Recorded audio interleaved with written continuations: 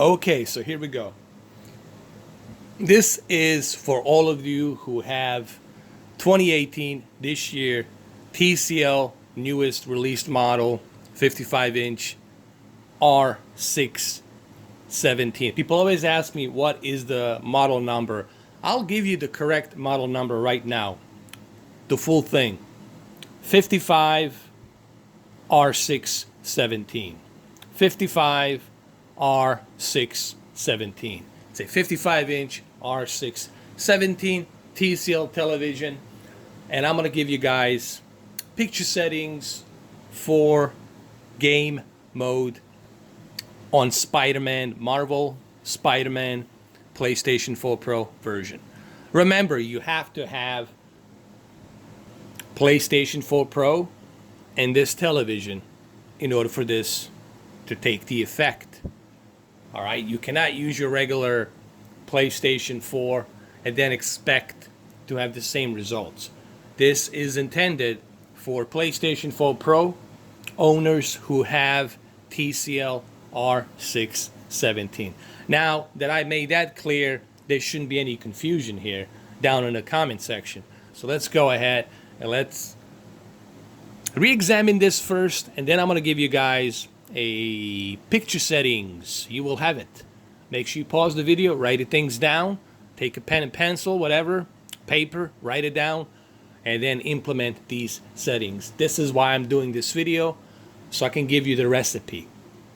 Think of me like a Mr. 4K chef or Mr. 4K cook, but I like to call myself Mr. 4K chef, giving you the recipe, where I'm saving you $400, $600, so you don't have to pay it on some guy that comes into your house, sits on your sofa, looks at your wife, and then spends 6 hours calibrating your TV, and then while looking at your wife's cleavage, he goes ahead and he rips you off $600 with his fancy calibrating equipment.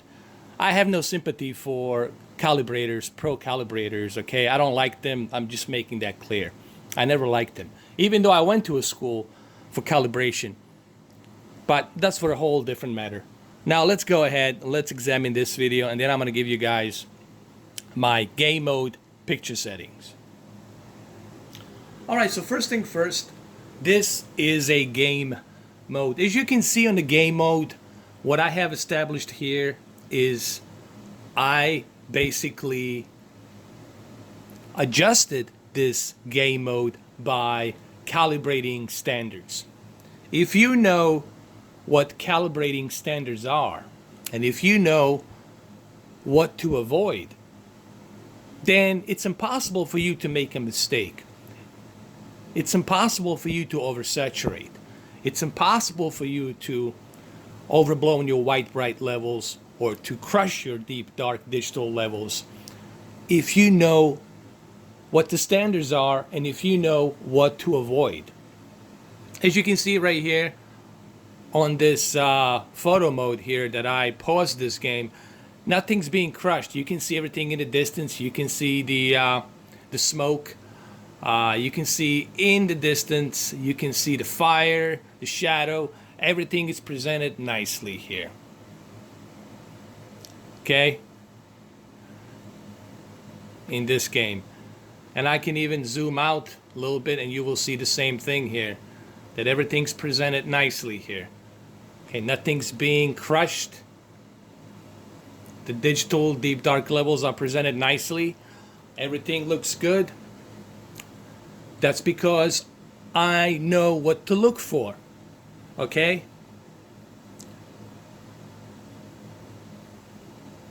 Just like doctor who has knowledge, he knows what to look for. He can tell right away by listening to your heartbeat what's going on. Is it irregular heartbeat? Is your blood pressure going up? He can measure it.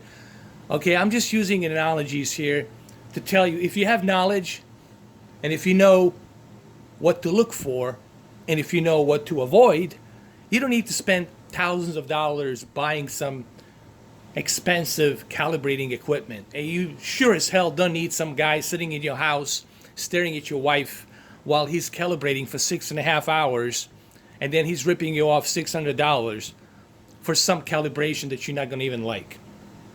when you could have done that yourself. I'm just saying, you guys want to spend money on professional calibrators, be my guest. But don't come to me, bitch and moan and cry about it. All right, so let's do this. I think this is a perfect position here. So let me show you what I'm basically using for the picture settings on the game mode. And they're pretty much identical on Sony X900E on my previous video that I did before my comparison video. So make sure you pause the video, make sure you write these things down.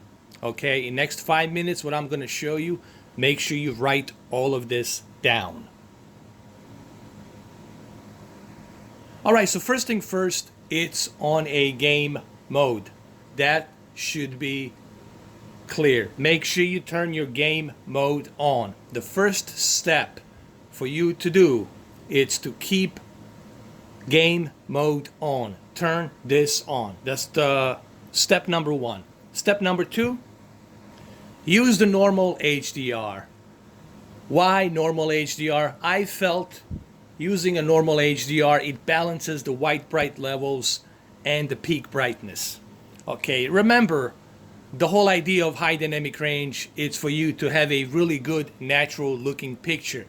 The idea, it's not for you to overbright your white bright levels so that way you can't see nothing out there in the background. Okay, so you make sure that you keep your HDR on normal. So step number 2, normal HDR. Keep it on normal. Let's go to step number 3. Step number 3, keep your TV brightness at normal. Okay, why? Again, I don't want to overbright and overblown my white bright levels. You already have TV brightness set to maximum and contrast to maximum. This, you don't need to